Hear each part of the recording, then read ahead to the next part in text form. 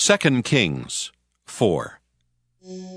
Now the wife of a member of the company of prophets cried to Elisha, "Your servant, my husband, is dead. And you know that your servant feared the Lord. But a creditor has come to take my 2 children as slaves." Elisha said to her, "What shall I do for you? Tell me, what do you have in the house?" She answered, "Your servant has nothing in the house except a jar of oil." He said, "Go outside, borrow vessels from all your neighbors, empty vessels and not just a few. Then go in and shut the door behind you and your children, and start pouring into all these vessels. When each is full, set it aside." So she left him and shut the door behind her and her children. They kept bringing vessels to her, and she kept pouring. When the vessels were full, she said to her son, "Bring me another vessel." But he said to her, "There are no more." Then the oil stopped flowing. She came and told the man of God, and he said, Go sell the oil and pay your debts, and you and your children can live on the rest. One day Elisha was passing through Shunem, where a wealthy woman lived, who urged him to have a meal. So whenever he passed that way, he would stop there for a meal. She said to her husband, "Look, I am sure that this man who regularly passes our way is a holy man of God. Let us make a small roof chamber with walls and put there for him a bed, a table, a chair, and a lamp, so that he can stay there whenever he comes to us." One day when he came there, he went up to the chamber and lay down there. He said to his servant Gehazi, Call the Shunammite woman. When he had called her, she stood before him. He said to him, Say to her, Since you have taken all this trouble for us, what may be done for you? Would you have a word spoken on your behalf to the king or to the commander of the army? She answered, "I live among my own people." He said, What then may be done for her? Gehazi answered, Well, she has no son, and her husband is old. He said, Call her. When he had called her, she stood at the door. He said, At this season, in due time, you shall embrace a son. She replied, "No, my lord, O man of God, do not deceive your servant."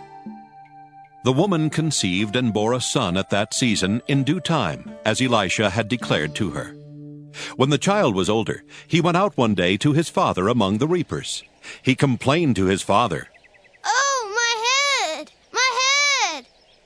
The father said to his servant, Carry him to his mother. He carried him and brought him to his mother.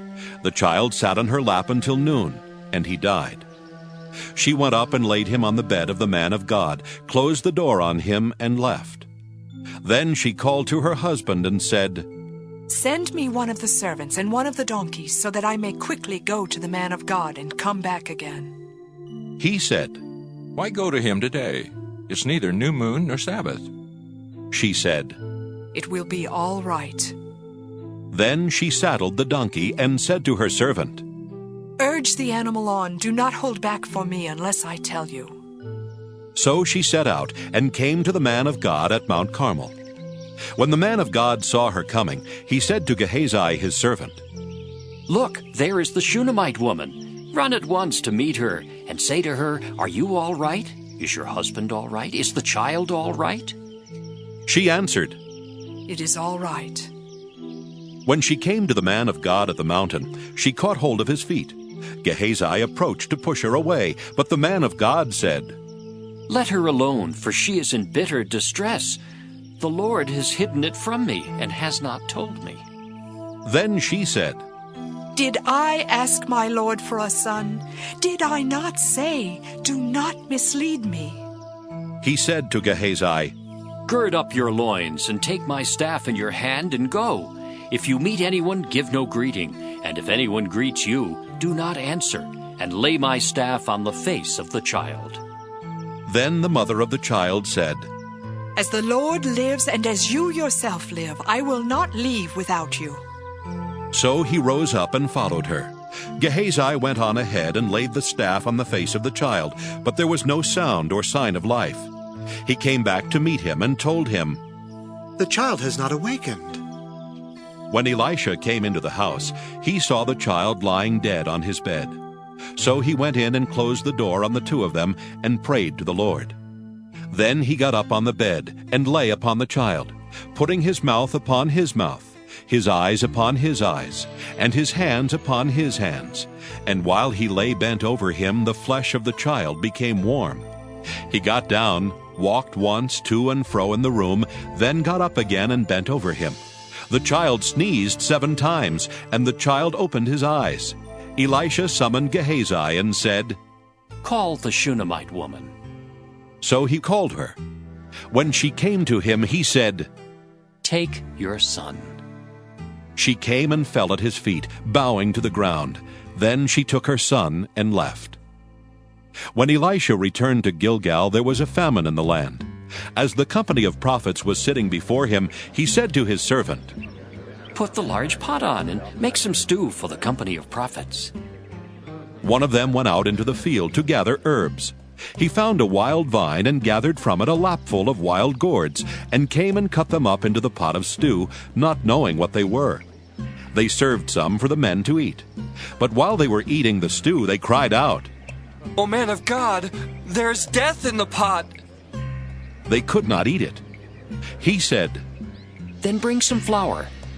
He threw it into the pot and said, Serve the people and let them eat. And there was nothing harmful in the pot.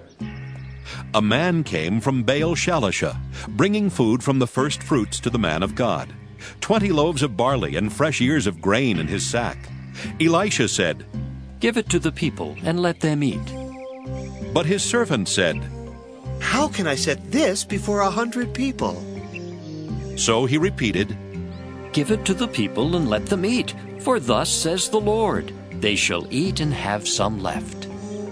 He set it before them. They ate and had some left, according to the word of the Lord.